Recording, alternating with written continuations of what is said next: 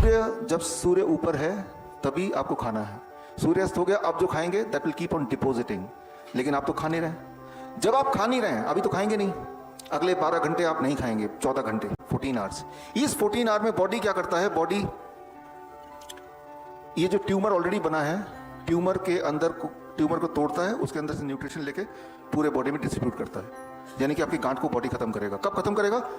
जब आप शाम के 6-7 बजे के बाद, 6 बजे के बाद कुछ ना खाएं तब, राइट? तो दैट इज कॉल्ड ऑटोफेजी। कुछ तरह के फूड हैं जो ट्यूमर के ग्रोथ को बढ़ावा देते हैं, जैसे एनिमल प्रोटीन, डेयरी प्रोडक्ट्स, वो तो बंद कर दिया। तो जो चीजें खुराक की तरह काम करती है उनको अगर हम कट कर देंगे, it will die its own death. Detail में मैं समझाऊंगा आपको। तो कहीं भी अगर किसी का भी कोई ट्यूमर है, कोई सिस्ट है, तो उसको छेड़ना नहीं है, छेड़ना बिल्कुल नहीं है। छेड़ेंगे तो वो फैलेगा, राइट? छेड़ना बिल्कुल नहीं है। तो करना क्या है? डोंट ईट आफ्टर 6 PM और after 7 PM, that is the first thing. Don't eat any animal protein जो ट्यूमर को फीड करता है, दैट इज सेकेंड थिंग। जब ये दोनों चीज़ें कर दिया, it should die its own death. इसके अलावा भी बहुत कुछ करना है, उसमें हम आएंगे, लेकिन ये बहुत ही बेसिक बात है, राइट? तो कभी भी कोई भी पेशेंट कीमोथेरेपी से, रेडिएशन से ठीक नहीं हो सकता, उस जाल में ही रहेगा। आप ये काट दिया तो 6 महीने के लिए आपको लगा कि ठीक हो गए, क्योंकि दिखाई नहीं दे रहा, लेकिन वो कुछ दिनों की बात है, दोबारा आना ही आना है। और अगली बार जब आएगा वो पिछली बार से ज़्यादा स्पीड से आएगा, एवरी सिंगल टाइम, राइट? तो वो जो दिखा अब तो कुछ है नहीं, खत्म हो गया होगा, लेकिन वो टेम्पररी है, ये समझना होगा। अच्छा, नंदा पी सूर्य, आप है ना? बैठी। मसूड़ों की बायोप्सी कराने बोला है, नहीं की है, हाँ ठीक है। देखिए, जब भी कभी भी कोई जख्म है, जो जख्म भर नहीं रहा है, तो डॉक्टर बोलेगा हो सकता है कैंसर हो। अब कैसे पता चलेगा? बायोप्सी करा लो, यही होगा ना? याद रखिए, मैं आपको दिखाऊंगा, जब आप बायोप्सी करते हैं, बायोप्सी से कैंसर पैदा हो जाता है। इस बात को समझिए आप। बायोप्सी करने का मतलब उस जख्म को छेड़ देना। छेड़ेंगे तो कैंसर बन जाएगा, वो नहीं भी होगा तो ही बन जाएगा। तो करना क्या होगा? वेरी सिंपल, एक एक्सपेरिमेंट। इस तरह के सवाल ना काफ़ी सारे हैं, तो एक एक्सपेरिमेंट के आंसर दे रहा हूँ मैं। मुंह में घाव है, घाव को अगर कैंसर बनाना चाहते हैं तो क्या करना है? ठीक करना चाहते हैं तो क्या करना है? एक्सपेरिमेंट ये करेंगे कि कभी आप कहीं पे अपने अगर काट देते हैं ब्लेड से तो खून निकलेगा, राइट? अब खून निकलेगा तो बॉडी उसको खुद रिपेयर करते हैं, हमें पता है। लेकिन आप हर 2-3 घंटे में उस जहाँ कटा है छोटा सा नमक मिर्च तेल डाल दीजिए। हर 3 घंटे 4 घंटे हो गए, नमक मिर्च तेल डाल दिया। 3-4 घंटे हो गए, नमक मिर्च तेल डाल दिया। कितना दिन लगेगा उस जख्म को हील होने में? कभी भी नहीं होगा ही नहीं। जख्म तो थोड़ा सा था, वो बढ़ता जाएगा। अभी जख्म यहाँ नहीं है, वही वाला जख्म अंदर है। जितनी बार आप खाना खाते हैं उतनी बार नमक मिर्च तेल उस जख्म के अंदर डाल देते हैं आप। तो जख्म कब हील होगा? कभी भी नहीं होगा। जो जख्म कभी भी हील नहीं होता है उसी को कैंसर बोलते हैं। तो करना क्या होगा? आप एक और एक्सपेरिमेंट कीजिए। कहीं कट गया या काट लीजिए, फॉर एग्जाम्पल आप पालक का जूस लीजिए, बीटरूट का जूस लीजिए, कोई भी सब्जी का जूस लीजिए, उस जूस को उसके ऊपर डाल दीजिए, ताज़ा जूस।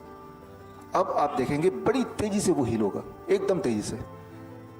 एक्सपेरिमेंट के तौर पे 2 जगह कटाए, एक जगह कुछ मत करें तब भी हील होगा, एक जगह उसमें कच्ची सब्जी का जूस डाल दें कोई भी, फिर आप कंपेयर करेंगे, देन यू विल नो कि जूस सब्जियों की हीलिंग पावर क्या होती है। लेकिन यहाँ पे जख्म नहीं, जख्म तो यहाँ पे है। यानी कि ऐसे पेशेंट को they have to be on fruits and vegetable juice diet. तो चबाएंगे तो वो छिलेगा, तो चबा सकते नहीं है। तो जूस एंड वेजिटेबल स्मूदी अगर भरपूर लें, कुक्ड फूड 0 कर दें, 0। जब भी आप कुकिंग करेंगे तो तेल भी होगा, उसमें नमक भी होगा, मिर्ची भी होगी। तो सिंपल है कि जख्म को हरा भरा काफ़ी समय तक रखने को ही कैंसर बोलते हैं। कैंसर कोई अलग बीमारी नहीं है। कोई जख्म को अगर हरा भरा आप रख पा रहे हैं बहुत लंबे समय तक, that is cancer by definition. Cancer का जो साइंटिफिक डेफिनेशन वो यही है, wound healing process which never ends, this is cancer. Cancer कोई अलग बीमारी नहीं है। Wound healing process which never ends, this is cancer. Cancer का सिर्फ यही एक डेफिनेशन है। तो आप अनजाने में सुबह दोपहर शाम रात खाना खा रहे हैं, अनजाने में आप उस घाव को, यहाँ पे कई सारे माउथ अल्सर, माउथ कैंसर के पेशेंट इसी ग्रुप में बैठे हैं। उनको यही करना चाहिए। थोड़ा मुश्किल लग रहा होगा आपको कि आपको कुछ खाना नहीं है, सिर्फ fruits and vegetable juices, nut shakes, coconut water, इस पे रहेंगे। तो जितनी बार नारियल पानी यहाँ से जाएगा चूते हुए, फ्रूट जूस जाएगा, वेजिटेबल जूस जाएगा, वो मरहम की तरह काम करेगा, वो हील हो जाएगा। कैसे पता चलेगा हील हो गया? जैसे अभी पता चला कि वो जख्म है, दर्द गायब हो जाएगा, सूजन गायब हो जाएगी, पेन गायब हो जाएगा, ब्लीडिंग खत्म हो जाएगी, फिर आप खाना नॉर्मल शुरू करते हैं, करना ही है तो ये बड़ा सिंपल है, आपको समझना होगा। बायोप्सी करेंगे तो बायोप्सी का सच क्या है वो मैं डिटेल में बताऊंगा, अभी इसलिए अभी नहीं ले रहा, थोड़ी देर में बताऊंगा वो। संयम Grover, in diabetes type 1 condition, how can the pancreas start making the and releasing the insulin by itself without the use of injecting daily shots, है ना। देखिए यहाँ पे समझना होगा, जिस तरह से आपके बॉडी के सारे सेल्स, चाहे वो ब्लड सेल्स हो, चाहे बाल हो, चाहे नाखून हो, मरते हैं फिर दोबारा नए बनते हैं ना, ठीक उसी तरह से पेनक्रियाज में बीटा सेल भी नए बनते हैं और फिर मरते भी हैं, नए भी बनते हैं। जो डायबिटीज टाइप 1 के पेशेंट होते हैं उनके बीटा सेल मरते हैं, नए बन नहीं पाते हैं, क्योंकि उनके बॉडी में ऑटो इम्यून डिजीज ट्रिगर हो जाता है।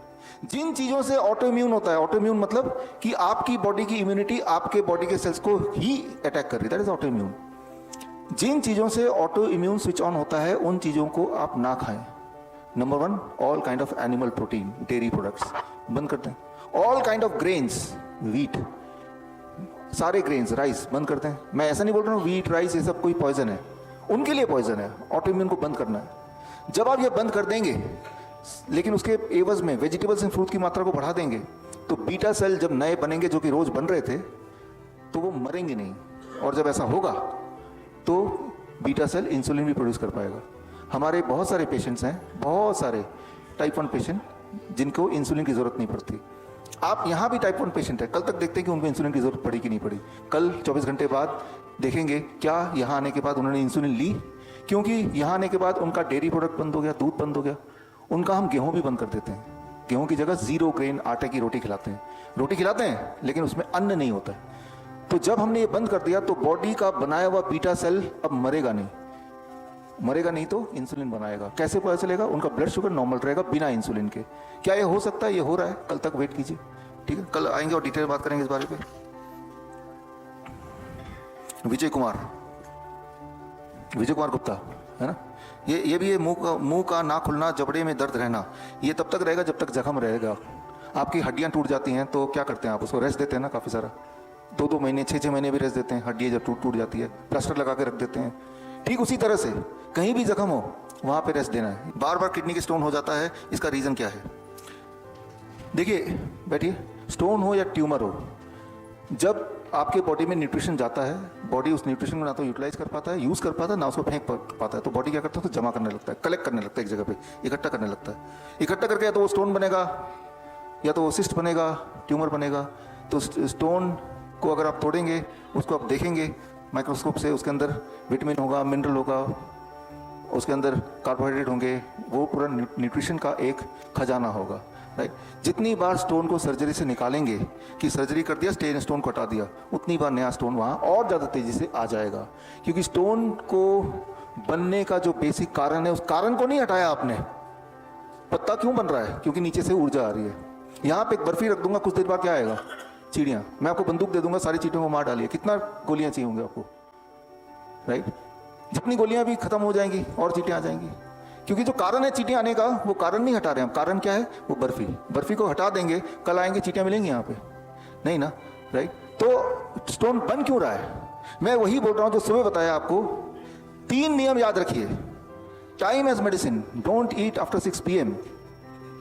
फूड एज मेडिसिन, जो DIP डाइट, 0 वोल्ट, धरती से कनेक्ट हो जाए।